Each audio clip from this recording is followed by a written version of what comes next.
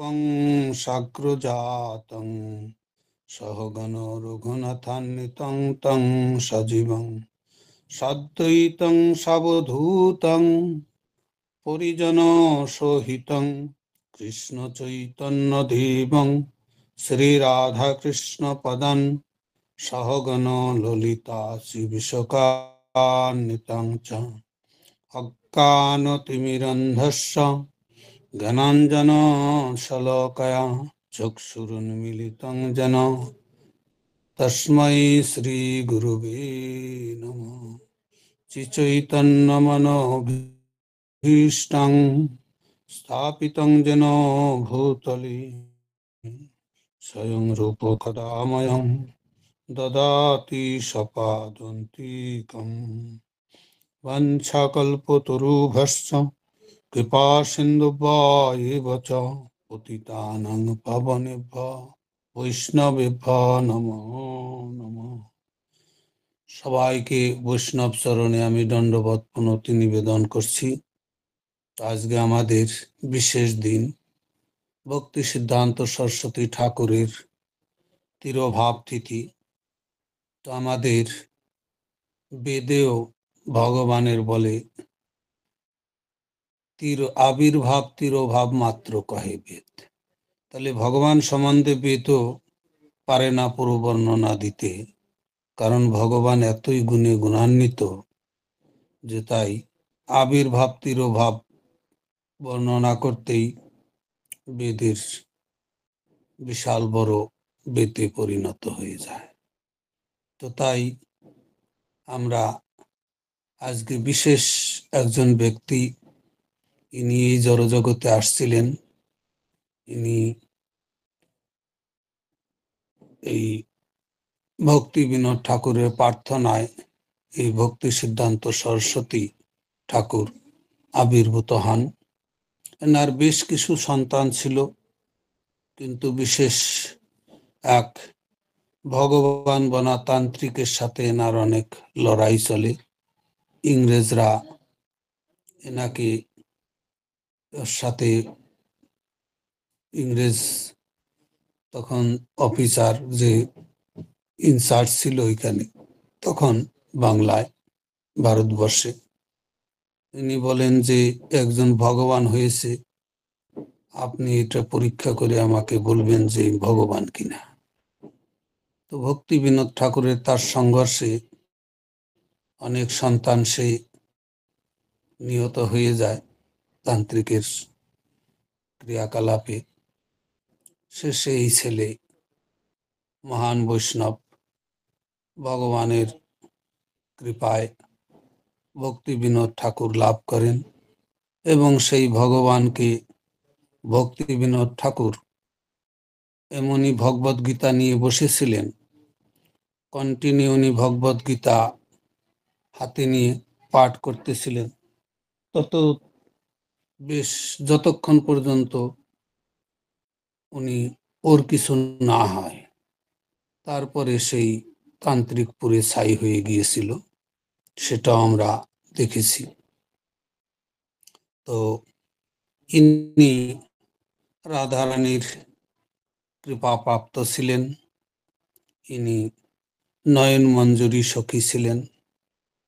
তো কাজেই ইনি রাধারানীর একটা বিশেষ ব্যক্তি, কৃপাপ্রাপ্ত তো এবং প্রিয় সখী। এইভাবে মঞ্জুরি সখী একমাত্র কৃষ্ণের লীলায় প্রবিষ্ট হওয়ার মঞ্জুরি না করা পর্যন্ত কেউ নিত্যলীলায় প্রবেশ করতে পারে না। তো তাই ইনি নয়ন মঞ্জুরি সখী ছিলেন।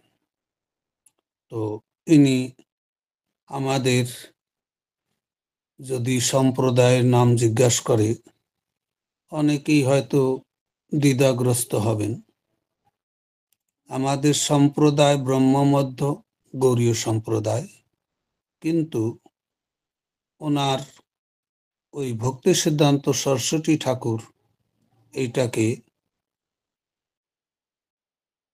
এই রূপ গোস্বামীর অনুযায়ী উনি ছিলেন। তাই পরবর্তীতে আমরা মহাপ্রভুর পর থেকে আমরা এই ব্রহ্মমধ্য গৌড়ীয় সম্প্রদায়, উনি মহাপ্রভু শক্তি সঞ্চার করেন রূপ গোস্বামীকে, কারণ মাধবাচার্যের সাথে গোপালের সাথে, উনি গোপাল উপাস্য দেবতা ছিল গোপাল, তো গোপালের উপাসনা করেছেন এবং গোপালের সাথে মাধবেন্দ্রপুরীর অনেক লীলা হয়েছে, সেটা আপনারা জানেন। তো কাজেই সেইগুলা বিষয়ে আমরা আলোচনা করব না। তো তারপরে আমরা এই দেখেছি, মহাপ্রভু দেখলেন যে আমার আসার উদ্দেশ্য হলো যেটা অনার্পিত চরিং চিরাত কারুণা অবতীর্ণ কলৌ সমর্পয়িতুমিচ্ছামি স্বভক্তি শ্রেয়। আমি আমার ভক্তি তত্ত্ববিজ্ঞান ভক্ত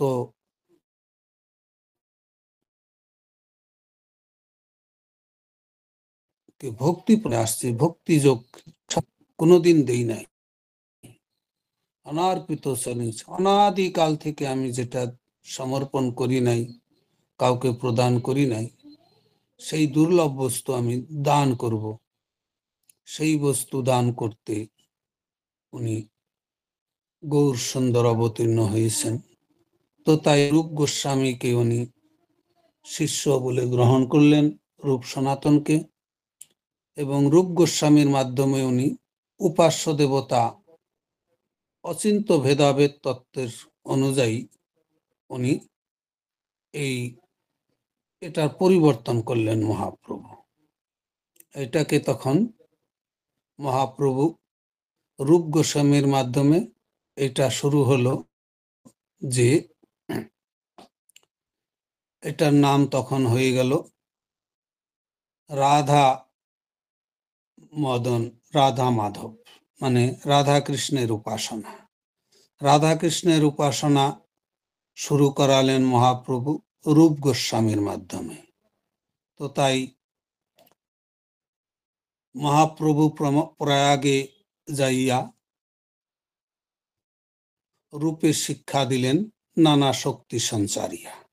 এইভাবে চৈতন্য চরিতামৃতে আছে, রূপ গোস্বামীকে উনি পূর্ণ শক্তি সঞ্চার করে দিলেন এবং রূপ গোস্বামীর মাধ্যমে উনি রাধা কৃষ্ণের সেবা করলেন এবং অচিন্ত ভেদাভেদ তত্ত্ব স্থাপন করলেন।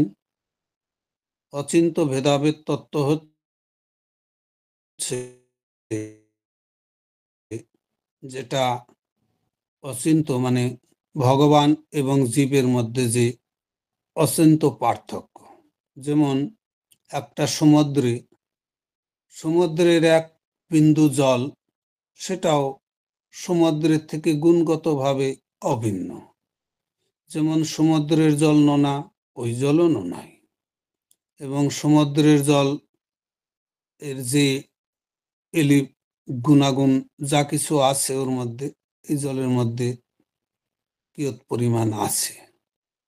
তো তাই সমুদ্রের গুণ সেই জলের মধ্যে আছে, কিন্তু সমুদ্র হইল অসীম, আর এই জলের কণা এই সমুদ্র থেকে বেরিয়ে আসলেই এর অস্তিত্ব আর থাকবে না, শুকিয়ে যাবে। তো তাই অত বাষ্প হয়ে চলে যাবে, সুতরাং এর অস্তিত্ব থাকবে না। যেমন আমরা ভগবানের সাথে থাকলে আমাদের স্বরূপ আমরা টিকে থাকব, আর ভগবান থেকে বিচ্ছেদ হইলেই আমাদের স্বরূপ সেই রকম অগ্নি স্ফুলিঙ্গর মতো সঙ্গে সঙ্গে নষ্ট হয়ে যাবে। কাজেই বুদ্ধিমান মুনি ঋষি, বুদ্ধিমান ব্যক্তিরা ভগবানের সাথেই যুক্ত থাকেন। ভগবান ছেড়ে সংসারে যখনই সংসারের দিকে বিশেষ করে আকর্ষণ হয়ে যায় জীবের, সংসার হলো এটা প্রাকৃতিক জগৎ, হলো ভগবানের অনুৎকৃষ্ট প্রকৃতি, আর উৎকৃষ্ট প্রকৃতি হইলেন এই জীবাত্মা। জীবাত্মা ভগবানের বিভিন্নাংশ, বিভিন্নাংশ মানে ভিন্নেরও বিভিন্ন অংশ, মানে বিভিন্ন অংশ। এই বিভিন্ন অংশ হইল এই জীবাত্মা, আর অংশ হইল ভগবানের, যে বিভিন্ন অবতারেরা হইল ভগবানের অংশ। অংশ হইল ভগবানের সাংশ, আর বিভিন্ন অংশ হইল ভগবানের শক্তিতে গণন। চৈতন্য চরিতামৃতে বলেছে এগুলা শক্তিতে গণন হচ্ছে। তাহলে সব জীব মিলে ভগবানের তটস্থা শক্তি। তো তটস্থা শক্তি সবসময় থাকে না, কখনো জীব রূপে থাকে, কখনো স্থাবর রূপে থাকে। সেটা আমরা আগে লক্ষণ আলোচনা করেছি। তো তাই এইখানে এই বর্ষভানু রাধারানীর কৃপায় নিয়ে আসেন এই জড়জগতে এই সমস্যা সমাধান করার জন্য, জীবকে ভগবানমুখী করে ভগবত ধামে নিয়ে যায় তার নিত্য আলয়ে ফিরিয়ে নেওয়ার জন্য। গুরুদেব প্রকৃতপক্ষেই ইনি চান যে জীবের কষ্টে উনি আসেন, জীবের দুঃখ কষ্ট দূর করার জন্য গুরুদেব আসেন। এবং গুরুদেব নিজের ইচ্ছা মতো আসেন না।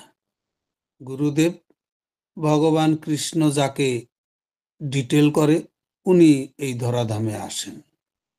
কারণ এই জড়জগতে কেউ আসতে চায় না, মুক্ত আত্মা এরা কখনোই ভগবানকে ছেড়ে এখানে আসার ইচ্ছা নাই। কেউ নিচে কি অবতরণ করতে চায়? নিচে কেউ নামতে চায় না ভগবান ছাড়া। তো তাই ভগবান সবাইকে সুযোগ দেন। ভগবান তো সব সময় থাকেনি, কিন্তু ভগবান বিশেষ বিশেষ জীবদের কিছু সুযোগ প্রদান করেন এবং তাদের যশ প্রতিষ্ঠা করার জন্য।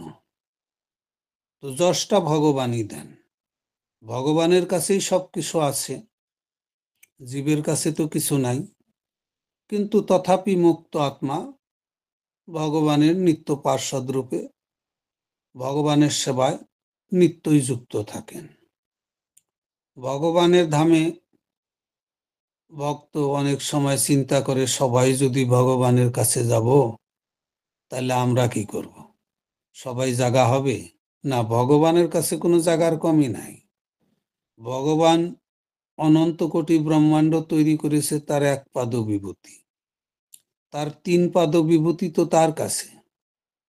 কাজেই ভগবানকে কোনো সমস্যা নাই যে প্রকৃতি জগৎ যখন থাকেই না, ভগবান যখন সৃষ্টি ধ্বংস হয়ে যায় তখন তো এই সৃষ্টি জগৎ তো কিছুই থাকে না, তাহলে সেগুলা কোথায় স্থান পায়? কাজেই ভগবানের কাছে কোনো কিছুর কমি নাই। ভগবান হইলেন পূর্ণমদ পূর্ণমিদং পূর্ণাৎ পূর্ণমুদচ্যতে পূর্ণস্য পূর্ণমাদায় পূর্ণমেব বশিষ্ঠতে। তাহলে ভগবানই একমাত্র পূর্ণ। তাই ইনি রাধারানীর কৃপাপ্রাপ্ত, ইনি কৃষ্ণ সম্বন্ধীয় বিজ্ঞান সম্বন্ধে আমাদের প্রদান করেছেন, কিরকম মাধুর্য উজ্জ্বল এবং রুকানো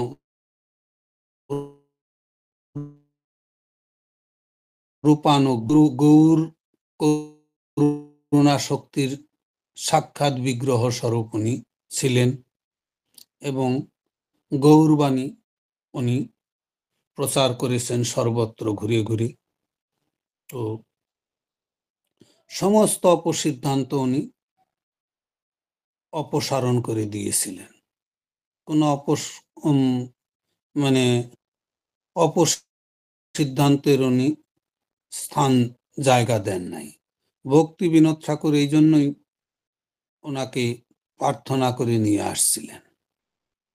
তো ভক্তি সিদ্ধান্ত সরস্বতী গোস্বামী ঠাকুর ইনি শিশুকাল থেকেই মহান ভাগবত এবং ওনার অনেক চমৎকারিতা আছে।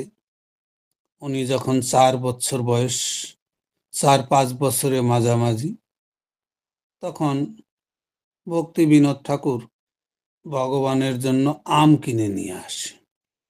আর শিশু বাচ্চা, তখন তো কোনো জ্ঞান হয়নি, উনি মনে করছেন বাবা আনছে আমার জন্যই হয়তো, তাহলে আমি খেয়ে নিই। ওর থেকে একটা আম খেয়ে নিয়েছে। খাওয়ার পরে ভক্তি বিনোদ ঠাকুর বলেছেন যে ভগবানের জন্য আমি আম নিয়ে আসছি, ভগবানকে ভোগ লাগিয়ে প্রসাদ খাওয়ার আমরা অধিকার, ভগবানের জিনিস খেতে আমাদের কারো অধিকার নাই, মহা অপরাধ। তো এইসব শিক্ষা দেওয়ার ফলে শিশু বলছে ঠিক আছে, আমি খুব অপরাধ করেছি। নিজের ভুল বুঝতে পেরে উনি জীবনে আর কোনোদিন আম খাননি। এত বড় ত্যাগ থেকেই বোঝা যায় উনি ছোটবেলায় থেকেই কতখানি বিচক্ষণ। কাজেই ভগবানের পার্ষদ সদাই বিচক্ষণ। ভগবানের পার্ষদ সাধারণ ব্যক্তি নন, কিন্তু উনি সাধারণ মানুষের মতো আকার নিয়ে আসেন বলে মানুষ তাকে চিনতে পারে না। তো তাই শৈশবকালেই তিনি এইরকম অনেক লীলা করেছেন। 1874 খ্রিস্টাব্দে 6ই ফেব্রুয়ারিতে উনি জন্মগ্রহণ করেছিলেন জগন্নাথপুরী ধামে, এবং জগন্নাথপুরীর ধামে উনি জগন্নাথের বিমলা দেবীর প্রসাদ দিয়ে অন্নপ্রাশন করেছিলেন, তাই এনার নাম বিমলা প্রসাদও ছিল। তো সরস্বতী ঠাকুর আবির্ভাব হওয়ার বেশ কয়েক মাস, 6 মাস পরেই আবার জগন্নাথের রথযাত্রার সময় এনাকে নিয়ে গিয়েছিলেন মাতা ভগবতী দেবী, এবং জগন্নাথের কে প্রণাম করিয়েছিলেন। জগন্নাথ দেবের গলার মালা এনার গলায় মস্তকে পড়ে, এবং তখন জগন্নাথের পাণ্ডা পূজারীগণ ধন্য ধন্য বলে ওনাকে অনেক সম্মান করেন, যে তোমার এই পুত্র সাধারণ নয়, যিনি জগন্নাথের কৃপা লাভ করলেন, জগন্নাথ যাকে মালা পরিয়ে দিলেন, ইনি সাধারণ ব্যক্তি নন, ইনি একজন মহাপুরুষ। তো এইভাবে খুব এর বিষয়ে অনেক বর্ণনা করলেন, এবং মাকে বললেন যে একে ভালোভাবে দেখে শুনে রাখবেন, ইনি একজন মহাপুরুষ। তখন থেকেই মা খুব যত্ন সহকারে পালতেন, এবং এইভাবে তারপরে উনি রানাঘাটে আসেন, এবং সেখানে আসার পরে এইভাবে অনেক জায়গায় এনারা বদলি করেন, কারণ এনার পোস্টিং ইংরেজদের, তখন ডেপুটি ম্যাজিস্ট্রেট ছিলেন ভক্তি বিনোদ ঠাকুর, তাই তার যেখানে সমস্যা বেশি সেখানেই পোস্টিং করতো ইংরেজরা। তো সেই বিষয়ে আমরা আগেই বললাম যে তান্ত্রিকের বিশাল, যে তান্ত্রিক ভগবান বলে সবাই জানতো, সবাই বলতো ফল্গু বাবা ভগবান, হরে কৃষ্ণ হরে রাম। তো ফল্গু বাবা ভগবান হয়েছিল। সেই ফল্গু বাবাকে ইনি পরাজিত করে উনি ফল্গু বাবা পুরে ছাই হয়ে যাওয়ার পরে উনি ভগবদ গীতা অধ্যয়ন বন্ধ করে দিয়ে গৃহে আসেন। এত বড় উনি ক্ষমতা সম্পন্ন ছিলেন ভক্তি বিনোদ। তারই পুত্র স্বাভাবিক অবস্থায় উনিও একদম সিংহস্বরূপ, উনি কোনো রকম ভাবে অপসিদ্ধান্তকে চান্স দেয় নাই, যেমন ভক্তি বিনোদ ঠাকুরও দেয় নাই, ওনার পুত্রও সেরকম। তা একবার মাটি খোদার সময় কুর্মদেবের আবির্ভাব, কুর্মদেবের শ্রীমূর্তি পান উনি, তখন সেই বাবা কুর্মদেবেরও সেবা করার নির্দেশ দিলেন তাকে। তো শিক্ষা জীবন উনি খুব সুন্দরভাবে করেছিলেন। তো এইভাবে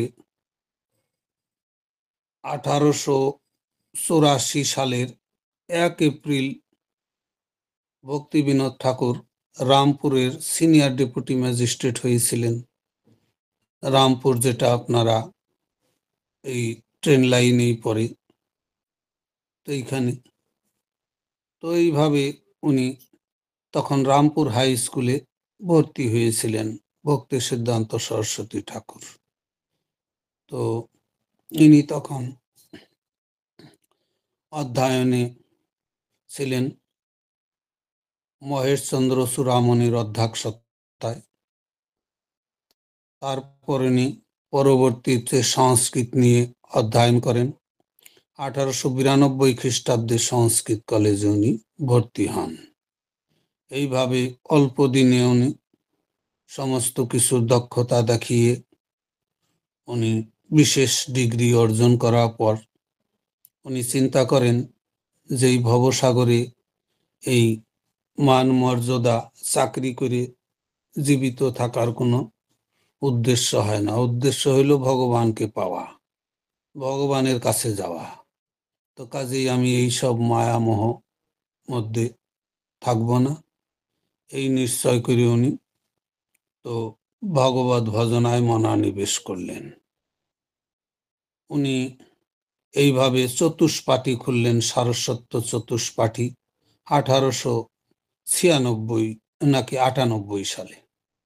1898 সালে এইভাবে উনি চতুষ্পাঠী খুলে পড়াশোনার ব্যবস্থা ছিলেন এবং পণ্ডিত পৃথ্বীধর শর্মার নিকট উনি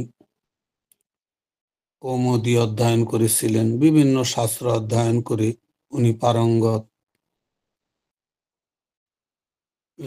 ছিলেন বিশেষ সবকিছুতে। উনি পত্রিকা, বিভিন্ন সাপ্তাহিক পত্রিকা, মাসিক পত্রিকা, বিভিন্ন পত্রিকা উনি রচনা করেন এবং অনেক গ্রন্থও রচনা করেন। তো এইভাবে উনি পরবর্তীতে ত্রিপুরায় যান, সেখানে উনি শিক্ষকতায় দিন কাটান, সংস্কৃত বাংলা শিক্ষার ভার গ্রহণ করে। তারপরে উনি সেটাও ত্যাগ করেন। ত্যাগ করার ফলে সেখানকার যে তাকে বেতন পেনশন দিতেন মানিক্য বাহাদুর বলে সেখানকার মণিপুরের মহারাজ রাধাকিশোর মানিক্য বাহাদুর, উনি তাকে বেতনে দিতেন, কিন্তু 3 বছর উনি বেতন নিয়েছেন, তারপরে উনি বেতনও ত্যাগ করেছেন। এইভাবে ধীরে ধীরে সবকিছু ত্যাগ করে উনি কৃষ্ণ ভাবনার প্রচার শুরু করে দেন গৌর সুন্দরের। আর ওনার মা বাবারও আশীর্বাদ, এইভাবেই তিনি প্রচার করেন। ভক্তি বিনোদ ঠাকুর অপ্রকট এর সময় এটাই বলেছিলেন। তাই উনি ভক্তি বিনোদ ঠাকুরের সাথেই উনি কাশী, প্রয়াগ আদি, গয়া প্রভৃতি পরিভ্রমণ করেন এবং রামানুজাচার্যের সম্প্রদায়ের সাথে উনি ভক্তি তত্ত্ব আলোচনা করেন। এইভাবে উনি সব এই ভগবানের কথাই সময় কিছুতে অতিবাহিত করেছেন। গৌর কিশোর দাস বাবাজির কাছে উনি দীক্ষা নেওয়ার বেলায় ওনার বাবা যখন দীক্ষা নেওয়ার জন্য বলে, ভক্তি বিনোদ ঠাকুর তার পুত্র বলে দীক্ষা নেওয়ার জন্য গৌর কিশোর দাস বাবাজির। পুত্র চেয়েছিল আমার বাবা ডেপুটি ম্যাজিস্ট্রেট, এডুকেটেড, আমি পিতার কাছ থেকেই দীক্ষা নিব। তো ভক্তি বিনোদ ঠাকুর খুব সেই বিষয়ে খুব স্ট্রিক্ট ছিলেন। উনি কোনো অপসিদ্ধান্ত গ্রহণ করতেন না। উনি তাই উনি বললেন, আমি যদি তোমাকে দীক্ষা দিই তাহলে এটা গুরু পরম্পরা থাকবে না, এটা পরিবার পরম্পরা হয়ে যাবে। কারণ আমার ছেলে গোসাই, তার ছেলে গোসাই, এইভাবে গোসাই পরম্পরা হয়ে যাবে। কাজেই এইভাবে আমি দীক্ষা তোমাকে দিতে চাই না। আমার শিষ্য গৌর কিশোর দাস বাবাজি আছে, সে যথেষ্ট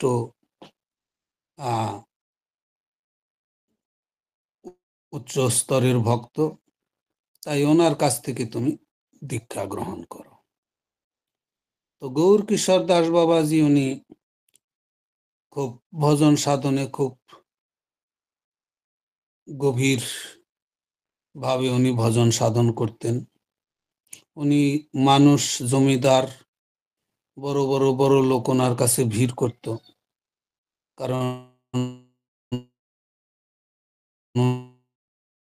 উনি সমাধান হয়ে যায়, বৈষ্ণবের দর্শনে সমস্যা সমাধান হয়ে বড় বড় বড় লোকদের সমস্যায় যখনই যায় ওনাকে দর্শন করে সমস্যা দূর হয়ে যায়। সবার কাছে ভিড় করত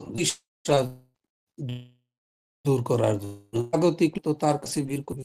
তো গৌর কিশোর দাস বাবাজি দেখলো আমার তো ভজন সাধনা করতে দিবে না এরা, তখন উনি চিন্তা করলেন যে আমি এদের সব সময় দর্শন যাতে না পায়, এরা আমাকে সব সময় উৎপাত করে, আমার ভজনা করতে দেয় না।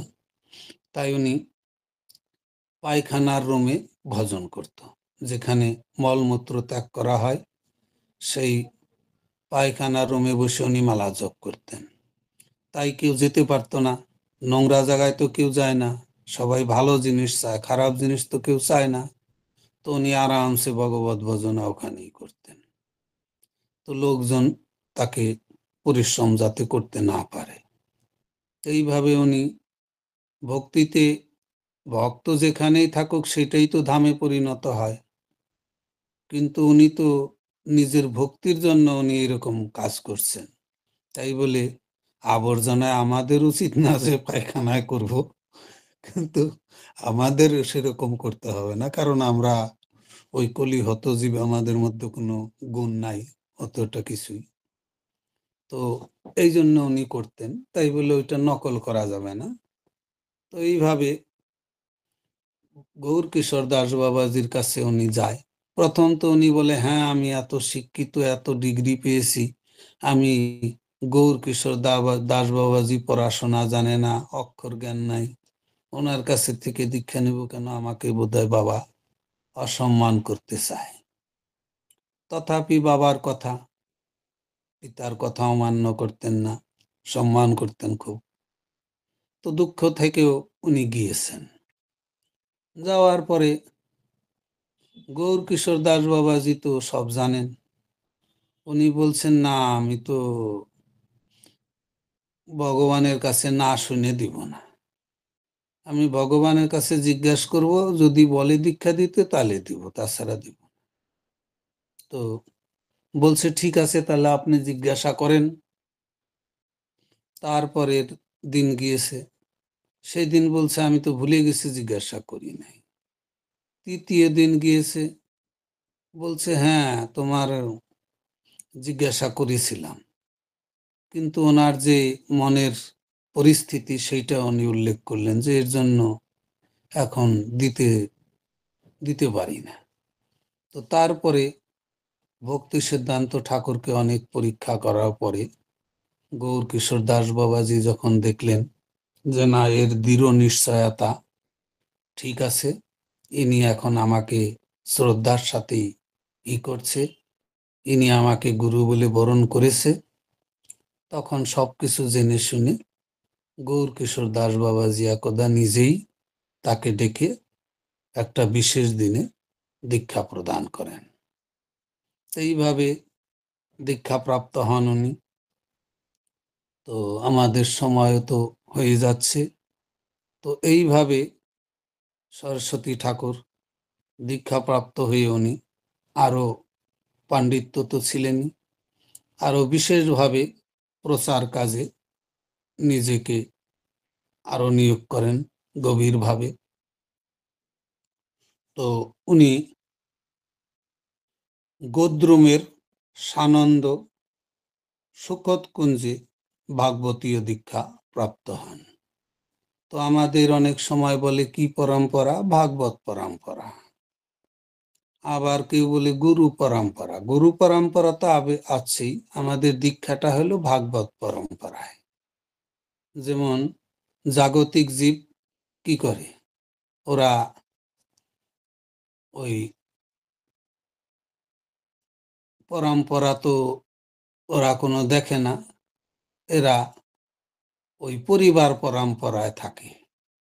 যেমন আমার গুরুদেব অমুক, সে অবগত হয়েছে, তার পুত্রের কাছ থেকে নিবে, তার পুত্র গুরু, তার পুত্র গুরু, এরকম সংসার পরম্পরায় ওনারা চলে। এইখানে আমাদের সেরকম পরম্পরা নাই। এইভাবে ইনি একদা তপস্যা করে সরগোস্বামীর দর্শন পান এবং আরো অনেক কিছু এনার লাভ করেন। তারপরে ইনি 25 জনকে সন্ন্যাস দীক্ষা প্রদান করেন। এইভাবে ইনি প্রচুরভাবে ইনি প্রচার অভিযান চালান। ইনি 64টা গৌড়ীয় মঠ স্থাপন করেন। তো এইভাবে উনি কর্তাভাজা, নেড়ানেড়ি, স্মার্ত এদের বিরুদ্ধে লড়াই করে ইনি অপসিদ্ধান্তর কোনো জায়গায় স্থান দিতেন না এবং ইনি ভারতবর্ষ জুড়ে নেড়ানেড়ি, সাই দরবেশ এই শব্দের উনি দূরে রেখেছেন। কর্তাভাজা এইসব অপসম্প্রদায়ের বিরুদ্ধে ইনি সংগ্রাম করেই গেছেন। তারপরে উনি অসৎ সঙ্গ উনি সবসময় বর্জন করারই ছিলেন। আর এনার একমাত্র দীক্ষা দিতেন যিনি লাখপতি, 1 লক্ষ মালা জপ করতেই হবে। আমাদের তো 16 মালা করাই বড় মুশকিল, ইনি ওই রকম সুযোগ দেন নাই। আর এনার সময় আমরা আরো বিশেষ বিশেষ দেখতে পাই যে ইনি প্রতিটা শিষ্যের প্রতি কেমন সদয় ছিলেন। আমরা দেখেছি এই ভক্তিচারু গুরু মহারাজ, ওনার এক ফটো ছবি আর কি, ওনার লোকে বলে ছবি, আমরা তো আলেখ্য বলি। তো ভক্তি চারু স্বামী মহারাজের আলেখ্য একটা সেই ইয়ে আছে, মানে ব্যাস গুফার কাছে। তো এক মাতাজি দেখে তো অবাক, ভক্তি চারু মহারাজেরই শিষ্যা ছিলেন উনি। উনি বলছেন, আমার গুরুদেব এখানে কি করে আসলো? এইখানে গুরুদেবের ফটো রাখছে, কি ব্যাপার? পূজারীকে জিজ্ঞাসা করেছেন। তখন পূজারী বলছে যে আপনাদের এক মাতাজি আসছিলেন, উনি এইখানে একাদশী ছিল, বলল আমি ভোগ লাগিয়ে প্রসাদ পাবো, আপনার এখানে আমার গুরুদেবকে রেখে আমি যদি ভোগ নিবেদন করি অসুবিধা নাই তো? তো পূজারী বলছে, না, কি অসুবিধা, তুমি রাখো। রাখার পরে সেইখানেই ওই গুফার ওখানেই ছিল মন্দিরে। তো আর এক মাতাজি যে তো অবাক হয়ে গেছে, কি ব্যাপার? তো তখন সেই মাতাজি জিজ্ঞাসা করছে, এই আমার গুরুদেবের ছবিটা এখানে কেন? তো বলছে, ইনি তো আমাদের এখানেই থাকেন, সব সময় আসেন তো ইনি। তা আরো খুশি হয়ে গেছে, চারিদিকে সারা পড়ে গেছে, আমাকে মেসেজ দিচ্ছে যে প্রভু এটা কি করে সম্ভব? তো আমি তার উত্তরে বললাম যে গুরুদেব উনি হলেন আচার্যবর্গ। আচার্য সবসময় ভজন অনুকূল জায়গায় থাকেন। এইখানে হলো নরনারায়ণ ঋষি সবসময় ভজন সাধনা করেন। উনি নিজেকে সত্যযুগে প্রকট করে আসছিলেন, আর বিশেষ দিনে উনি নিজেকে প্রকট করবেন, কিন্তু উনি সর্বদাই ওখানে থাকেন। তাই ভক্ত নারায়ণ যেখানে থাকে সেখানেই থাকে। মুক্ত আত্মা তারা নারায়ণের কাছে ভজনা করে নারায়ণের কৃপা লাভ করে আবার সে নারায়ণকে সন্তুষ্ট করে নারায়ণের ধামে যায়। তো নারায়ণের থেকে আবার সে ভজনা করে গোলক ধামে যাওয়ার যোগ্যতা অর্জন করে। তো বিভিন্ন রকম পন্থা আছে। তো এটা আশ্চর্যের কোনো কিছু নাই। স্বাভাবিক অবস্থায় মুক্ত আত্মা সে গুরু, সে নারায়ণ নরনারায়ণ ঋষি হইলেন সবারই গুরু, তপস্বী, তো ওনার কাছে তো থাকবেনই। ওখানে ব্যাসদেবও থাকেন, কিন্তু বিশেষ দিনে বিশেষ নক্ষত্রে বিশেষ কালে উনি নিজেকে প্রকট করেন যখন ভগবান তাকে আদেশ দেন। তাছাড়া উনি জড়জগতে, চিন্ময় জগতে ভগবানের কাছে সবসময় বিচরণ করেন। মুক্ত আত্মা, সে মুক্ত আত্মার তো কোনো বিচরণে অসুবিধা নাই। তো এতে তারা বুঝতে পেরে খুব খুশি হয়েছে। তো এইভাবে ইনিও একটা বিশেষ লীলা করেছিলেন। কলকাতায় এক ব্যক্তি ওনাকে দীক্ষা দিয়েছিলেন। সেই ব্যক্তি কোনোদিন মালা জপ করে নাই, মালা ফর্সর জন্য বাড়িতে টাঙ্গিয়ে রেখেছিল কোনো খুঁটির সাথে। মালাও করে নাই, নিয়মও পালন করে নাই, আর যা খুশি তাই খেয়েছেন, মদ দারুও ছাড়েন নাই, এবং জুয়া তাস পাশা সবই খেলছে, বন্ধু বান্ধবের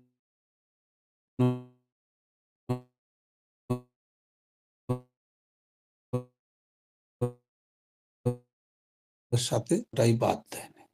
তো মৃত্যুর সময় যমদূত তাকে নরকে নিয়ে যায়, কারণ সে পুণ্যি কাজ তো করে নাই, তো পাপ করলে তো নরকেই যাবে, তো নরক যন্ত্রণা ভোগ করবি। সেখানে নেওয়া যাওয়ার পরে চিত্রগুপ্তর কম্পিউটারে ধরা পড়ল যে কোনো পাপ ছাড়া তো পুণ্যি জীবনে করেই নাই, আর গর্হিত অপরাধ করেছে সে সবকিছুই, কিন্তু সে একটাই জিনিস কাজের কাজ করেছে, সেটা হলো সদ্গুরুর কাছ থেকে সে দীক্ষা নিয়েছে। কম্পিউটারে দেখেই উনি সঙ্গে সঙ্গে যমরাজকে টেলিফোন করলেন। যদিও ওখানে আলাদা প্রসেস, এখানের হিসাবে আমাকে বলতে হয়, ওখানে টেলিফোন করতে হয় না, স্মরণ করা মাত্রই যমরাজ শুনতে পায়। যমরাজ তো সমগ্র জীবের হৃদয়ের খবর জানে, কি পাপ করছে কি পুণ্য করছে। যমরাজের অসীম ক্ষমতা, তো চিত্রগুপ্তেরও ক্ষমতা আছে। সব গুপ্ত ফটোগুলা ওনার কাছেই থাকে, ছবি। তো কাজে স্মরণ করা মাত্রই যমরাজ বলেছে কি, বলছে এই ব্যাপার। তখন যমরাজ তো বলছে এইরকম কেস তো কোনোদিন আসে নাই। সঙ্গে সঙ্গে কার কাছ থেকে দীক্ষা নিয়েছিল, সদ্গুরুকে? তখন চিত্রগুপ্ত বলছেন ভক্তি সিদ্ধান্ত সরস্বতী ঠাকুর। তখন যমরাজ ভক্তি সিদ্ধান্ত সরস্বতী ঠাকুরকে স্মরণ করেন। স্মরণ করার সঙ্গে সঙ্গে ভক্তি সিদ্ধান্ত সরস্বতী ঠাকুর যমরাজের রাজধানী প্রকট হয়ে যান যমরাজের সামনে। তো যমরাজকে জিজ্ঞাসা করেন, কি ব্যাপার যমরাজ, তুমি আমাকে স্মরণ করছো? বলে যে প্রভু আমাকে বাঁচান। কেন? বলে যে আপনার এক শিষ্য, সে পাপ ছাড়া পুণ্য কিছু করে নাই, সে আপনার আদেশ পালন করে নাই, মালা জপ করে নাই, সে মদ মদিরা মাছ মাংস সবই সেবন করছে, চুরি গুন্ডামি বদমাশি কোনোটাই বাকি ছাড়ে নাই, দুষ্কৃতি। তো একে আমার দূতে নিয়ে আসছে নরকে। তো এখন আমরা দেখতে পাই যে আপনার কাছ থেকে দীক্ষা প্রাপ্ত ছিল, তাই আপনিই বলুন এর কি করণীয়, আমি কিছু নির্ণয় করতে পারছি না। তো তখন ভক্তি সিদ্ধান্ত সরস্বতী ঠাকুর যমরাজকে বললেন, ওকে ডাকো আমার কাছে। তো সেই নরক থেকে ওকে ডেকেছে। ও তো কান্নাকাটি করে ভয়ে আত্মারাম খাসা ছাড়া হয়ে গেছে। হায় হায়, কোটি কোটি সাল আমাকে আগুনে এই কড়াইতে ভাজবে, কত রকম 28টা সাজা, সবগুলো আমাকে ভোগ করতে হবে। আমি কি করলাম? আমার গুরুদেবের কথা না শুনে আমি কি অপকর্ম করলাম? আমার বোধহয় আর গতি নাই। কান্নাকাটি করতে করতে ওই সময় বলছে, তোমাকে তোমার গুরুদেব ডেকেছে। ও তো আনন্দের চোটে একদম বাঁচছি, তাইলে গুরুদেবের চরণ ধরবো আর ছাড়বো না। তো এইভাবে যাই সোজা গুরুদেবের চরণ ধরেছে। গুরুদেব আমাকে বাঁচান, আমি আর ভুল করব না। আমি যতবার নাক্ষত কানে ধরে উঠবো, সবকিছুই করব, সবকিছুই আপনার কাছে আমি আত্মনিবেদন করে দিলাম। আমাকে বাঁচান, আপনার শরণাগত। তো গুরুদেব বলছে, তুমি আমার কাছ থেকে দীক্ষা নিয়েছিলে? বলে হ্যাঁ। তো তুমি করো নাই কেন কাজ? বলে গুরুদেব, ভুল হয়ে গেছে, আমি আর ভুল করব না, আমাকে একটাবার সুযোগ দেন। তখন ভক্তি সিদ্ধান্ত সরস্বতী ঠাকুর যমরাজকে বলে, ঠিক আছে, একটাবার সুযোগ দেন একে।